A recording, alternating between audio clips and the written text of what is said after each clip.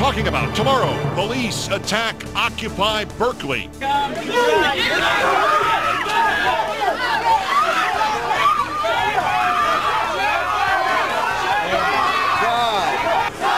students! Stop these students! 39 arrested, none of them police. A raid on Occupy Oakland expected next. Occupy Oakland, let's go! That is a group of Oakland City councilmen you hear chanting. Occupy mutates to political interruption. Occupy Michelle Bachmann. You should excuse the expression. Americans for prosperity! Americans for prosperity! A group that takes advantage! A group that takes advantage! Yep, Bachupy. Keystone XL X'd off. The heated sludge pipeline decision delayed until after his bid to be re-elected. The fiend of Penn State. You will not believe the award he was given 6 months after he allegedly raped a 10-year-old in the school football office, nor who sponsored that award. James Murdoch testifying again. Mr. Murdoch, you must be the first mafia boss in history who didn't know he was running a criminal enterprise. Mr. Watson, please. I think that's inappropriate. Not as inappropriate as when it was then revealed Mr. Murdoch's people spied on Mr. Watson. And one debate, two checks, please. Over here, misogynist. We didn't hear about it in the previous Congress because Princess Nancy sent it to committee and it stayed there. And over here, moron. And I will tell you, it's 3 agencies of government when I get there that are gone. Commerce, education, and the, what's the third one there? Let's see. 5, okay. So commerce, education, and EPA? EPA, there you go. No, okay. Let's show deposition. Seriously? All that and more now on Countdown. What is it, threesome?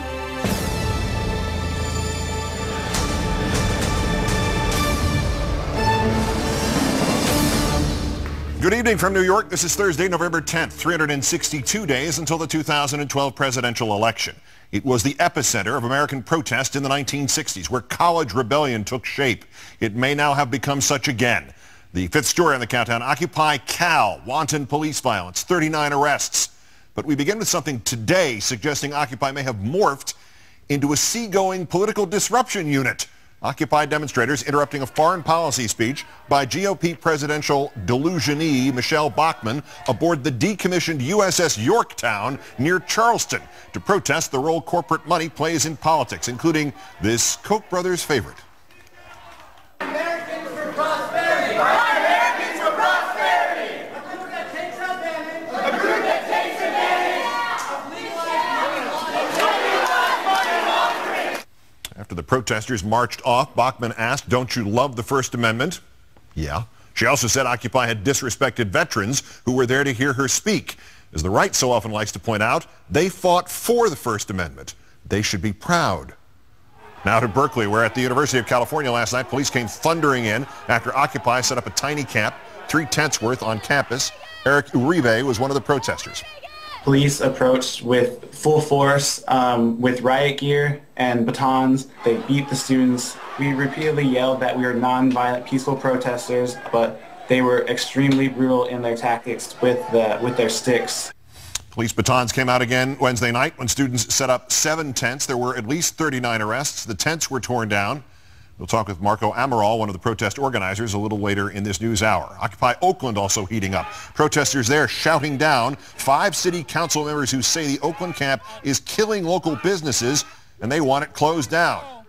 These are individuals who are not, by and large, from Oakland. They do not care about Oakland. We were shouting them down because of we don't want them to bring back thousands of police officers into our streets. And that might happen, as it did on the night of October 25th. Television station KPIX reporting that plans for a second police raid are already underway. Oakland Acting Police Chief Howard Jordan requesting a substantial number of officers from neighboring counties. In other countries, those are known as mercenaries. Part of the Occupy theme, crushing educational costs and mortgages, carrying internationally now at least 20,000 students marching through the streets of Montreal to protest a planned tuition hike there. While in Portland, Oregon, Mayor Sam Adams announcing a Sunday deadline for closing the Occupy camp there. Occupy Detroit may need a new location to its camping permit, expiring Monday. And in Burlington, Vermont, a 35-year-old man died of a gunshot wound at the Occupy camp in City Hall Park. No cause of death has yet been released. Several Occupy protesters telling reporters they believe the wound was self-inflicted. Occupy also busy in California south of Berkeley. More than 200 protesters in Santa Cruz, including many UC students, marching Wednesday to protest tuition hikes. In Los Angeles, protesters with Refund California joining Occupy to take over the lobby of the Bank America office there with a message familiar to anybody who's been following this movement. We're not resting until our so-called leaders in the state step up and join us in saying they got to pay their fair share. Big banks crash the economy. It's time to make them pay up. And in Harvard Square, a march by a group that can presumably afford to pay up, although that's something of a cliche. Students with Occupy Harvard in the first protest that required ID. Campus police refusing to admit anyone who did not have a valid Harvard ID card. Meanwhile, some kind words for Occupy from New York State Congresswoman Louise Slaughter as she visited Occupy Buffalo. I appreciate it that they gave this much. They gave of themselves. They put themselves on the line for the country. It's pretty wonderful. And as Occupy the Highway marches on Washington, a Washington Post blogger tweeting this: two little girls in Rahway, New Jersey have signs waiting for protesters when they get to the park. No longer remain silent. Standing up for my future. Occupy Middle School might be next. For more now on Occupy Cal, I'm joined by Marco Amaral, Occupy organizer, also third-year student with a double economics political science major. Marco, thanks for your time tonight. Thank you, Keith. What happened yesterday? Were you surprised by the police response, and were they provoked? No. Sadly enough, I wasn't surprised by the police response. Being an organizer and a protester in defense of public education for these past 3 years has shown me what our university, our UC system, to the extent of what they're willing to do to have it their way. And this doesn't surprise me at all. You know, UC PD, along with, you know, their other police departments that they sometimes bring over, Alameda County Sheriff Department, Oakland PD, Berkeley PD, SFPD in the past. You know, they've done these tactics before. They've hit us in the past. They've crushed ribs. They've crushed skulls. But you know what? The most beautiful thing about us protesters, and especially in today's day and age, is that we maintain by our pledge to be peaceful. And that regardless of what it takes, how long it takes, we will win. What was the university's position on the protest? I'm sorry, Chris, I can't hear you. Yeah, what was the university's position on the protest and on the police violence? There you go. Can you repeat that, Chris? It's Keith. The protest and the police violence, what was the university position on it? On the violence? Did the university have any reaction to what happened with the police, their presence there? I mean, obviously they called for it, but is there any statement? Because that has to be, in terms of optics, what happened at Berkeley has to be the worst thing you'd want if you were running a college, even if it was a community college somewhere, let alone Berkeley. Right, exactly. You know, in the home of the free speech movement, right? You wouldn't expect this to happen, but, you know, go figure. The university did have a response, and the response was that it is in their policy, in their UC policy, due to prior protests, that encampments are, you know, lead to trouble, basically. Encampments are not sustainable. Encampments cannot sustain themselves. Encampments just lead to more conflicts. And thus, therefore, encampments are not allowed on the UC perimeter, nor within its area. So that was a response of the administration as to why we couldn't have an encampment, because basically it wasn't safe. That was their response. You've called for a general strike, your branch of Occupy, November 15th in defense of public education. Is it just a student strike? Have you reached out to other schools? Is it self-contained? What do you expect to happen? Yes, we have called for a general strike on November 15th, of the Tuesday, November 15th. And we are calling all UCs, CSUs, community colleges, all public sector workers to please come and support not just the greater Occupy Wall Street protests, but public education, our public services, and to tell our politicians, those people in power, the 1%, that enough is enough. Marco Amaral, a third-year student at Cal Berkeley, an Occupy organizer. Great, thanks for your time. Good luck with it. Thank you, Keith. With me now to shed some light on how Occupy may be changing as it approaches the 2-month anniversary, educator and activist Tom Hayden. Thanks again for your time tonight, sir. Nice to see you, Keith. Well, Occupy at Berkeley, I suppose that had to happen. Protesting the nature of education was a key accelerant in the 60s.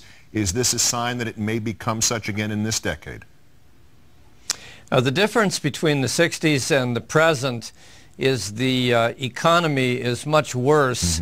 These students are facing unbelievable tuition increases, closing the doors of affordability to higher education. I went to University of Michigan for $100 a semester. So they're being economically disenfranchised, and they have been protesting and striking for 2 years as tuitions have risen. The university seems oblivious. There are a lot of Wall Street investors that are involved with the university system today across the country. Larry Summers was the president of Harvard, as you know. The legislature has found it impossible to raise revenues. For example, they could cut the prison budget, but they're unwilling to do that. They can't raise taxes because of Prop 13. So it's coming to a head, and this is really, Occupy has come roaring out of the tent this week into the ballot box with these amazing voter rejections of the Tea Party across the country. And now students everywhere are going on strike. So it's all about economics, which is much different than the student movements of the past. You brought up the connection to Tuesday's results, particularly personhood in Mississippi and the union-busting law going down in Ohio and the recall of the Papers, Please law author in Arizona. Explain to me how you see that being related to Occupy. Rather, I assume it's something more specific than just a sense of the mood of the country. It's partly a spirit and a mood. I think there's a unity of energy and excitement that I saw on TV watching the returns in Ohio last night with Occupy protesters next to AFL-CIO leaders. That's new, that's different. That's all about the economy. They've moved from occupying tents to occupying ballot boxes, I guess. And I notice it wasn't so much about electing people and hoping for the best. It was more using the power of recall and referendum to knock down anti-labor, anti-woman laws. And you mentioned personhood. If a fertilized egg is denied personhood in Mississippi, I want to ask the question, are corporations far behind? Yep. Because they claim personhood under the recent Supreme Court decision. It's going to be interesting. Yeah, so you have students on the march, you have voters on the march, and you have the encampments facing kind of a Valley Forge situation. I was in Boston. It's getting cold out there. And a lot of people are preparing with military-style tents, for instance, at Occupy Wall Street. So there is a preparation for that. One other thing about this event on board the ship, the Occupy Michelle Bachmann moment. I mean, there's a certain element of farce to it, but political interruption, nonviolent, brief, in and out, take whatever's coming to you at the end of it. Is that a useful tactic, or are they risking diluting the message, or is that something new? Are we seeing something morph again? It's a bit. I think it's a bit out of control. Remember, this is not directed by anybody, and I've done such things in my own past. I hate to judge, but I would say when a movement gets this stage of excitement going, it can start to overstep what its public support is. The public support is not for shutting down Michelle Bachmann, it's for substantially reforming Wall Street, doing something about derivatives, campaign contributions. And yeah, I would say anything that dilutes from that message becomes a sideshow. Yeah, I don't know how much that'll happen, but yeah. Staying on message when you have thousands of people in hundreds of places protesting and marching in all directions is not so easy. But the elections and the universities and the encampments and the focus on Wall Street seems to be holding people pretty much together. Yeah, that is a remarkable They have to truth. watch out. They have to watch out for televised incidents. You know what happened with the Tea Party? Mm-hmm. They started with a very strong issue. Taxes are too high. And pretty soon, a lot of their stranger platform planks began to come out, and they started to lose support. And on Tuesday, I think, they really took a beating. So staying on message, especially when you have a decentralized movement, is hard, but I think it's essential. Reform Wall Street. Period. And they've done a good job so far. I guess it was just too entertaining. Yes, they have. Too entertaining to pass up that one time. The activist and educator Tom Hayden. Once again, Tom, great thanks for your time. Thank you, sir. Thank you, sir. Of course, not all politicians need to be interrupted the way Michelle Bachmann was. Some are self-interrupting. Governor Perry, can you remember any list of 3 things? Just any group of 3 of something. 3 of your previous jobs. 3 kinds of cats. 3 American states. Thank you for playing. Here's the home version of the I Actually Once Ran for President game. Next. If you want a debater-in-chief, Rick Perry says after last night's super gaffe, don't elect me. Nah, you're just hoping for a guy who can remember 3 things at once.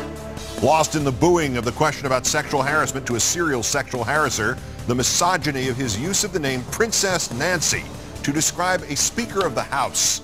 Mark Ruffalo on the president's decision to not approve the Keystone XL pipeline, not approve it till after the election anyway. And as Joe Paterno reportedly hires a criminal attorney, a new shock at Penn State, or if you prefer, State Penn, the award that the man who destroyed lives in a football program received barely 6 months after he allegedly raped a child in the football office, and the national political figure who sponsored that award. Coming up. The GOP presidential field took to the stage last night ostensibly to discuss math, as in the economy. Turns out it was another math, as in counting to 3. 1, 2, 3. In our 4th story on the countdown, Rick Perry steps in it and Herman Cain makes an apology and then apologizes for the apology. First, the governor's 2nd major Hall of Fame caliber debate vapor lock. And I will tell you, it's 3 agencies of government when I get there that are gone. Commerce, education, and the, what's the 3rd one there? Let's see. You need 5. Oh, 5, okay. So commerce, education, and the EPA? EPA, there you go. No, okay. Let's talk deposition. Seriously? Is EPA the one you were talking about? Or? No, sir. No, sir. We were talking about the agencies of government. EPA needs to be rebuilt. There's no doubt about that. But you can't name the 3rd one?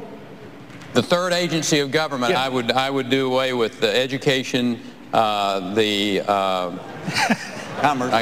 commerce, and let's see. I can't. The 3rd one I can't. Sorry. Oops. Perry's best explanation for his gaffe? I'm glad I had my boots on tonight because I sure stepped in it out there. Listen, I stepped in it last night, that's for sure. I stepped in it is what my wife would have said, and she was correct. This afternoon, in what was at least his 6th national television interview of the day, he seemed to find new perspective.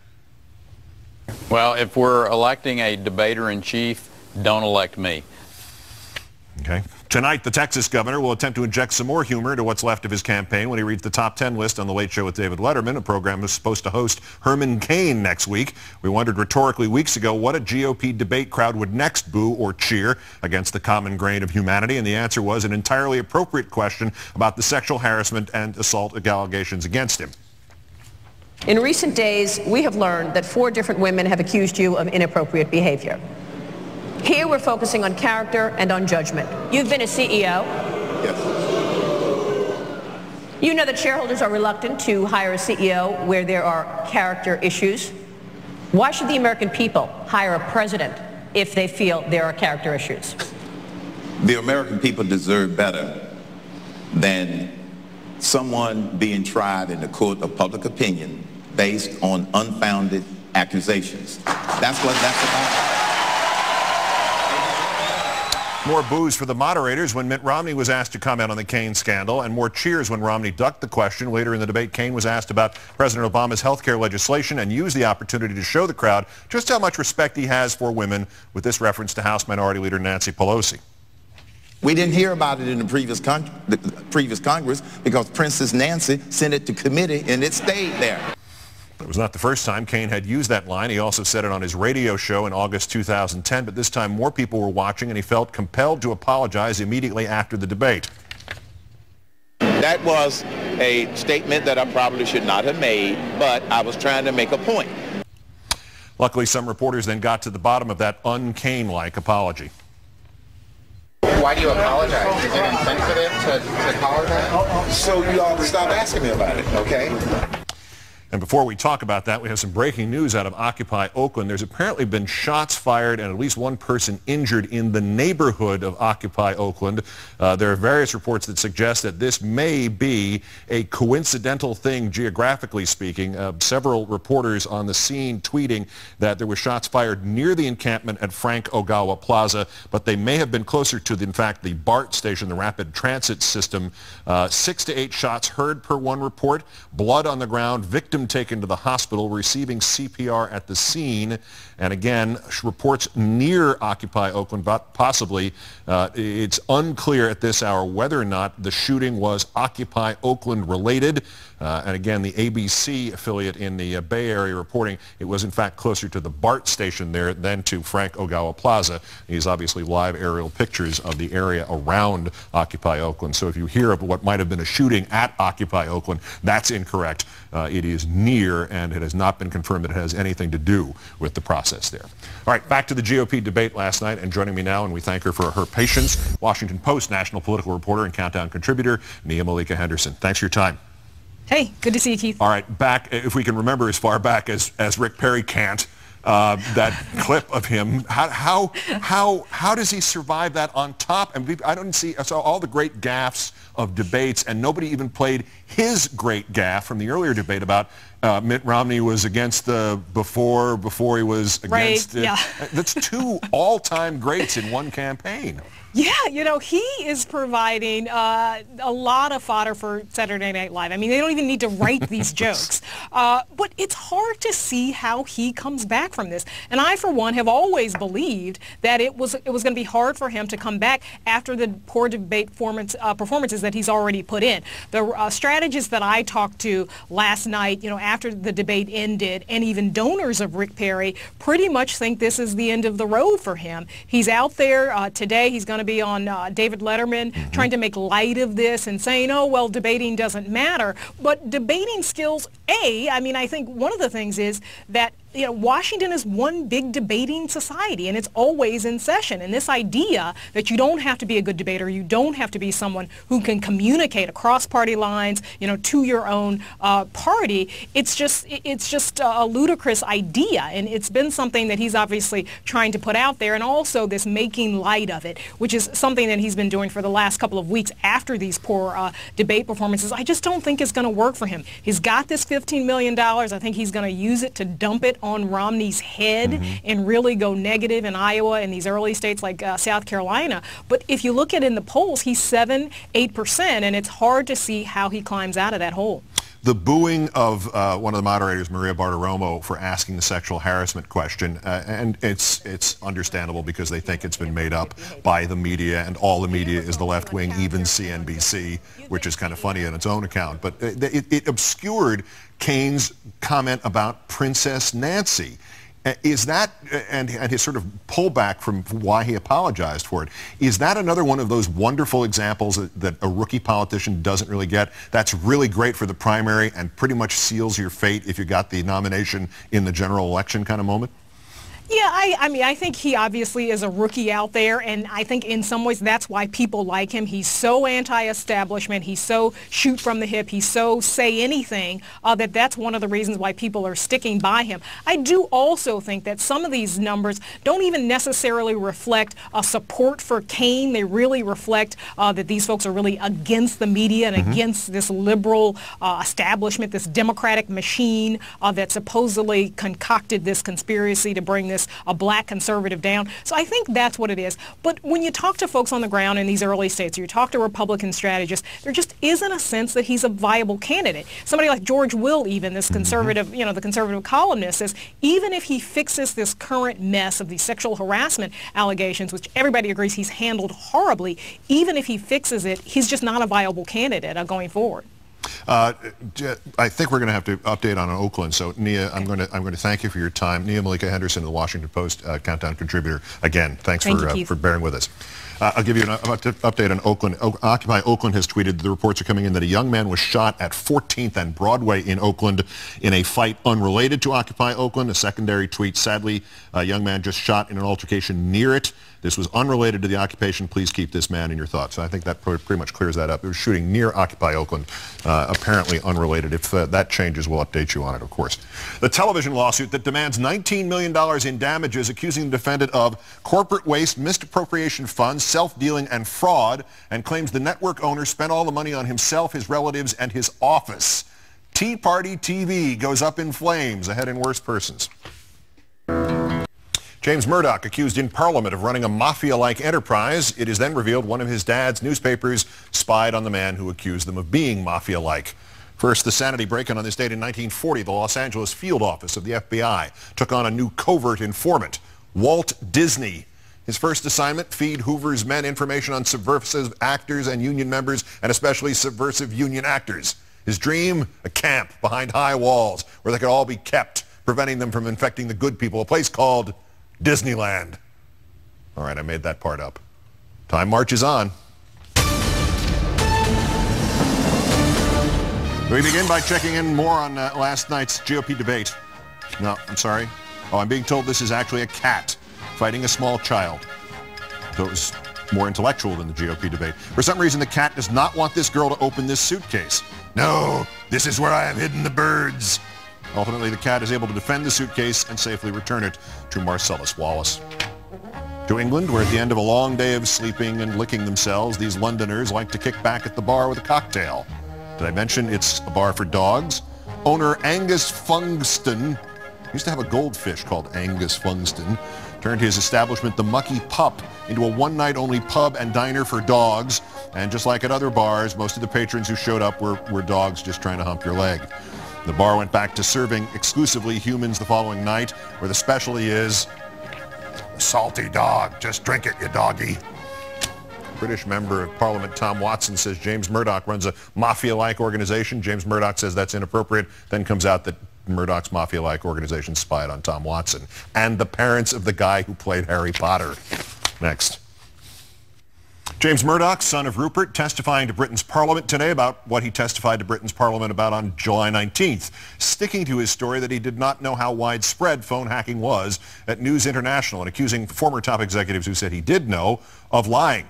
In our third story on the countdown, James Murdoch pleading ignorance and taking offense when a member of Parliament compares his company to the mafia, then later apologizing for the company having spied on that very same official. In the testimony today, Murdoch disputing allegations from Tom Crone, his former chief lawyer, and Colin Myler, the former editor of the News of the World, both of whom had testified that James Murdoch knows more than he is admitting. In the evidence that they gave to you in 2011, with respect to my knowledge, I thought it was inconsistent and not right, and so I dispute it vigorously. So you think Mr. Crone misled us? That it follows that I do, yes. And so do you think Mr. Myler misled us as well? I believe their testimony was misleading, and I dispute it. Both Crone and Myler standing by their accounts. Crone calling Murdoch's testimony today, quote, disingenuous at best. MP Tom Watson, a past guest of this program, going even further than that. Familiar with the word mafia? Yes, Mr. Watson. Have you ever heard the term omerta, the mafia term they use for the code of silence? I'm not an aficionado of such things. Would you agree that it means a group of people who are bound together by secrecy, who together pursue their group's business objectives with no regard for the law, using intimidation, corruption and general criminality? Again, I'm not familiar with the term particularly. I've heard it vaguely. Would you agree with with me that this is an accurate description of News International in the UK? Absolutely not. I think that's a very, I frankly think that's offensive and it's not true. Mr. Murdoch, you must be the first mafia boss in history who didn't know he was running a criminal enterprise. Mr. Watson, please. I think that's inappropriate. Mr. Chairman. Another member of Parliament, Philip Davis, saying he thinks it's inappropriate that Murdoch the Younger signed off on a $400,000 payment to a hacking victim without even looking into the matter. I can't believe you've been so successful by being so cavalier with money. I find it incredible, absolutely incredible, that you didn't say, how much? £250,000, let me have a look at that.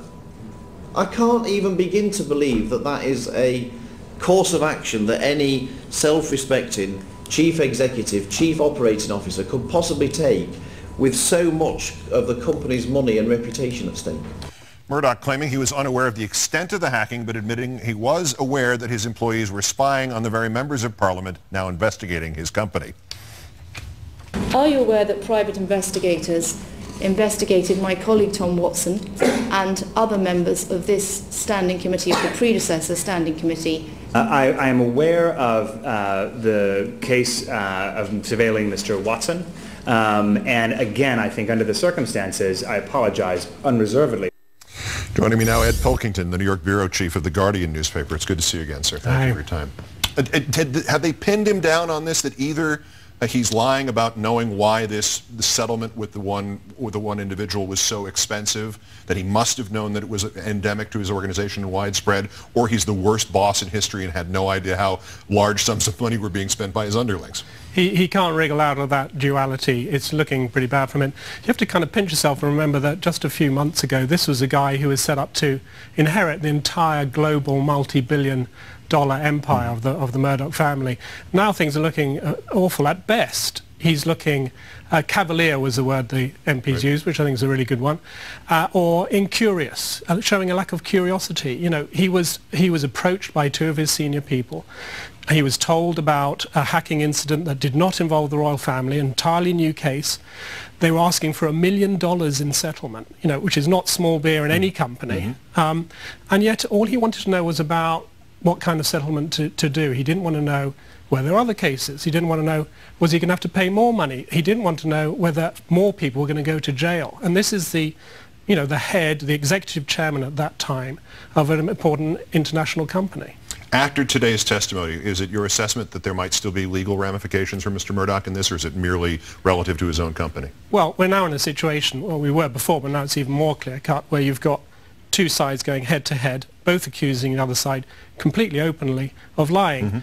Murdoch today accused his former lawyer and the former editor of the News of the World of lying, and minutes later, after his testimony ended, they accused him of lying. So it's not gone away. We don't know yet whether there's any smoking gun, whether there's any piece of paper that will show which side is telling the truth. All we know is that one side is lying, and there's so many people now invested in this. Tom Watson has told us there are 200 police officers engaged in multiple investigations now, that, you know, if there is anything out there, it will be found, and it may not take too much longer. Give me your assessment of the momentum behind this, because obviously when things slowed down in late summer, towards late summer in Great Britain, it slowed down around the world, and the rest of the sort of circling in on the Murdochs definitely came to a very, very slow pace. Is this picking up? Is there more to come from this hearing? What's the next thing? Well, it looked as though it was slowing up to us, but it was speeding up on the police side, actually on both sides of the Atlantic. As I said, 200 police officers now engaged, and they have been through the summer gathering their material. Arrests are continuing. Just this week we had the first arrest of a separate newspaper, The Sun, also owned by News Corporation and the Murdoch family. And on this side of the Atlantic there's an ongoing investigation into potential Foreign Corrupt Practices Act. That may be the News Corporation engaged in bribery overseas, which is illegal in America, and News Corp being headquartered in Manhattan, that would be an illegal act. So the authorities on both sides of the Atlantic are being incredibly active. And now that the Parliament is back after the summer, things are re-engaging, and you're going to start to see things speeding up. Arrests will lead to charges, and charges may lead to trial. So there's tons coming down the slipway. And yet the stock price went up today. Is that because James Murdoch was not dragged away by his heels after his testimony? Well, you know, you can look at it at face value, and I think the stock markets looked at it at face value, which is that he didn't cry, he didn't have the jitters, he didn't sort of have a hissy fit, which is what he often does. Yeah. So kind of at face value, he came out of it quite well, but there's more evidence now amassing. There was more evidence came out today, including the fact that one MP said that all members of the committee had been trailed. We now know that the cops have been trailed, that the chief lawyer representing victims has been trailed, including his 14-year-old daughter, and we have at least 5,000 names of celebrities and other individuals who have been trailed by private detectives, their phones hacked, and even their emails broken into. So, you know, it's a giant amount of problems now for News Corporation, and it's going to take months to work our way through them. Including Daniel Radcliffe's parents, and you don't want to mess with Harry Potter on either side of the Atlantic. Ed Pilkington, the New York bureau chief of The Guardian, again, great thanks for your time. Thanks a lot. No XL pipeline for now, anyway. The president delays a decision until after the election. Is that for the benefit of the environmentalists or of the corporations? Mark Ruffalo joins us ahead. Victory in the Keystone XL pipeline case. The president will not approve its construction, not now. The decision is delayed just coincidentally until after the presidential election.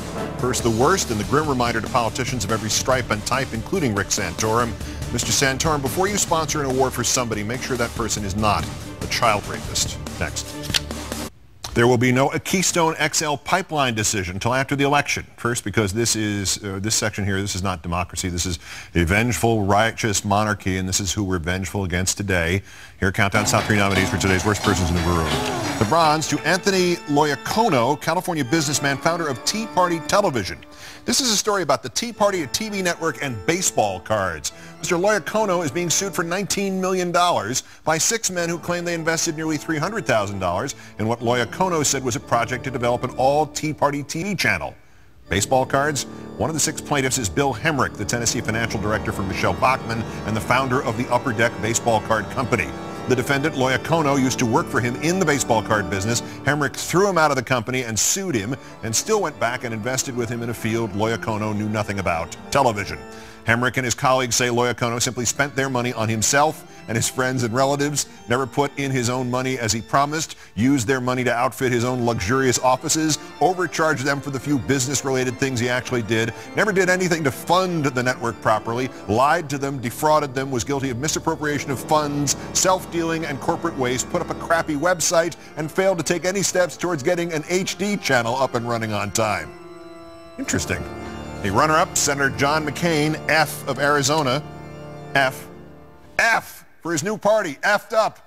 McCain has once again offered legislation to hold another final corporate tax holiday in which companies that took the money they had stashed overseas and put it back into this country for a few months to take advantage of the last final corporate tax holiday under Bush would get to do it again and pay nickels on the dollar in the taxes they owe. McCain's justification: you brought $1.5 trillion back to the United States of America. It's bound to have some positive effect somewhere. I don't see how it would not. Even if they buy more yachts and corporate jets and all that, it's bound to have some effect. Good thinking, John. This is exactly the time to be defending corporations and trying to pitch the more yachts and corporate jets trickle-down theory of economics. But our winner, presidential delusionee and former Pennsylvania Senator Rick Santorum. Every elected official with the rank higher than dog catcher hands out or sponsors awards for citizens. That doesn't mean you don't have to check. The Philadelphia Inquirer notes that as senator, Santorum sponsored one of his constituents for a Congressional Angels in Adoption Award from the Congressional Coalition on Adoption Institute. It was a man who had established a nonprofit group to serve foster children and kids in crisis. The man was, like Santorum, an alumnus of Penn State University.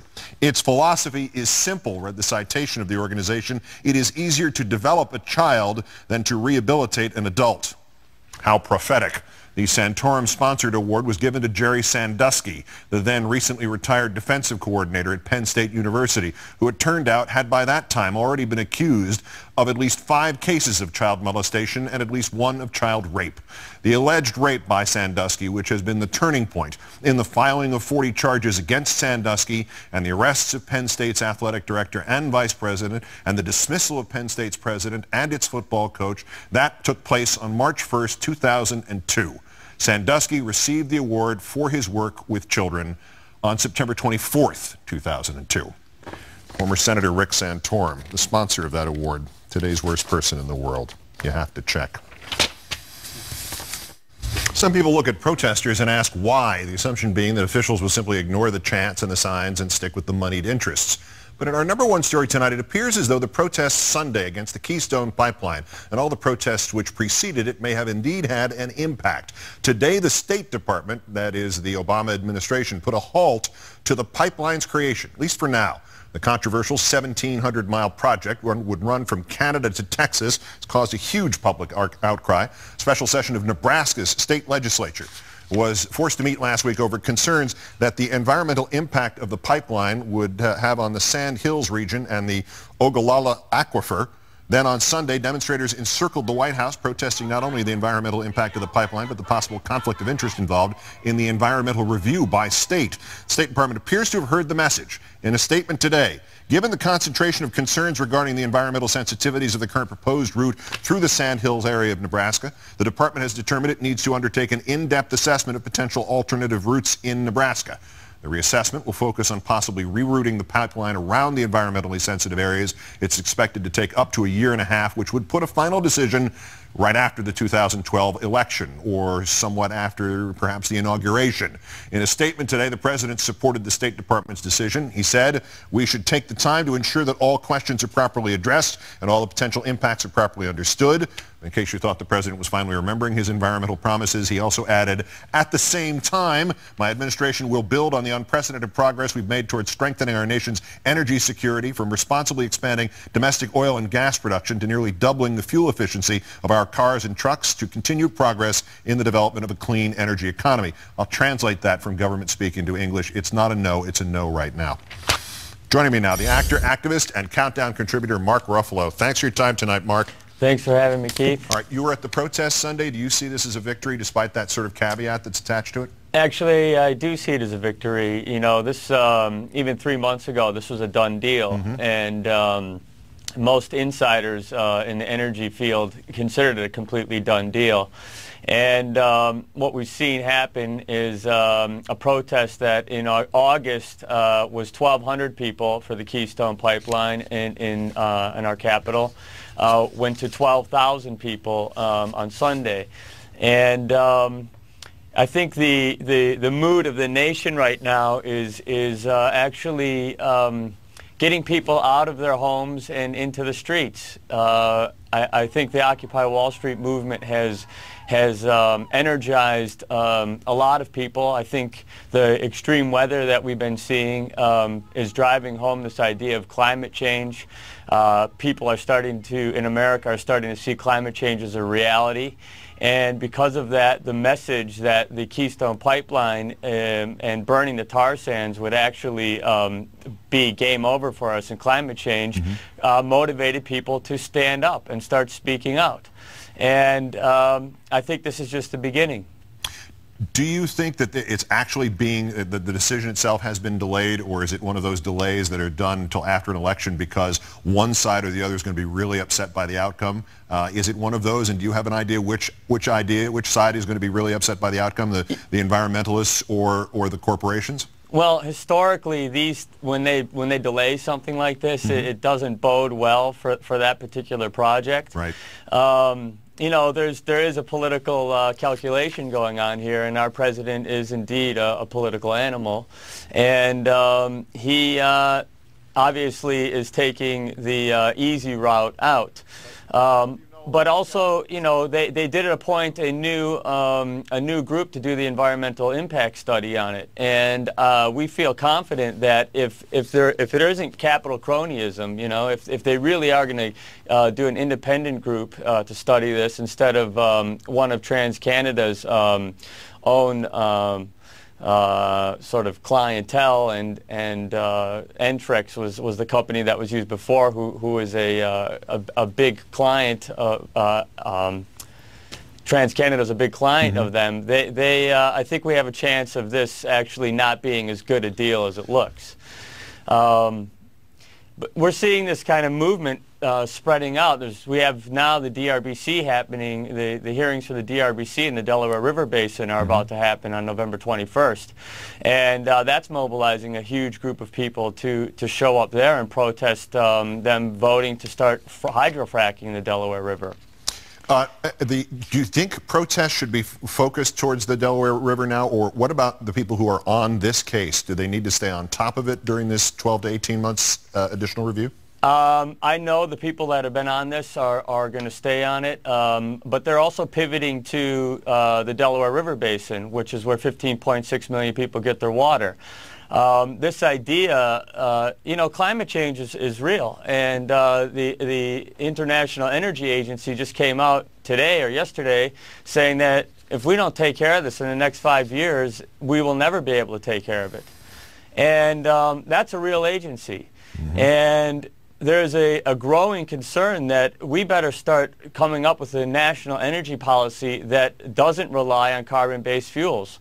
And this movement, there's a huge movement throughout the United States that's coalescing around that idea and shutting down this idea that natural gas is the bridge fuel, and that the tar sands are going to lead us to independent and energy independence for our country, are primary to moving forward with a real national renewable energy policy. Amen. Actor, activist, Countdown contributor Mark Ruffalo, always a pleasure, sir. Thank you for wearing that lovely suit tonight. We appreciate it. Thank you, Keith. Inside joke. That's Countdown for this, the 310th day since the Republicans took control of the House, 310 days without them having passed one jobs bill of any kind. I'm Keith Olbermann. Congratulations on surviving another day of this crap. Good night and good luck.